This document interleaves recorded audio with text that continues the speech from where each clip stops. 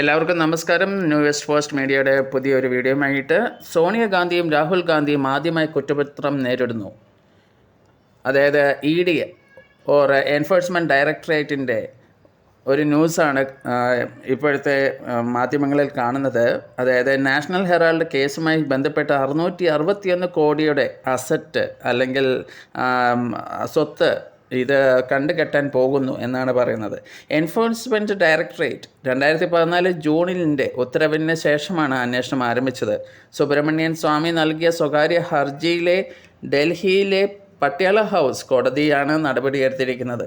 Enforcement directorate സീനിയറിനെതിരെ prosecution പരാതി നൽകിയിട്ടുണ്ട്. കോൺഗ്രസ് നേതാക്കളായ സോണിയാഗാന്ധി, രാഹുൽ ഗാന്ധി, സാം പിത്രോഡ തുടങ്ങിയവർ അസോസിയേറ്റഡ് ജേർണൽസ് ലിമിറ്റഡുമായി ബന്ധപ്പെട്ട കള്ളപ്പണം വെളുപ്പിക്കൽ കേസ് നാഷണൽ ഹെറാൾഡ് പത്രത്തിൻ്റെ ഉടമസ്ഥതയിലുള്ളത്.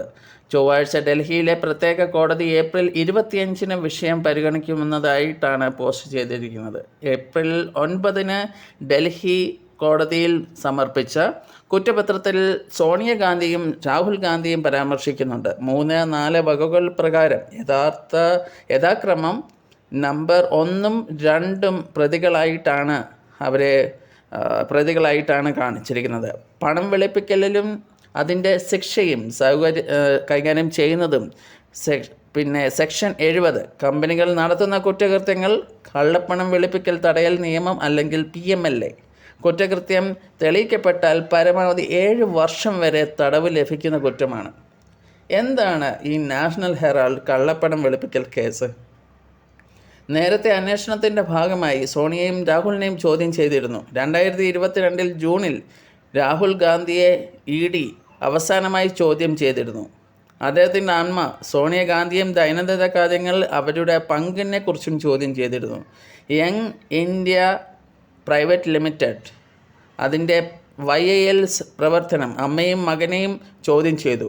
YILൻ്റെ ഗാന്ധി കുടുംബത്തിൻ്റെ ഉടമസ്ഥതയെക്കുറിച്ചും അതിൻ്റെ ഓഹരിയെക്കുറിച്ചുമാണ് ചോദ്യം ചെയ്തിരിക്കുന്നത്.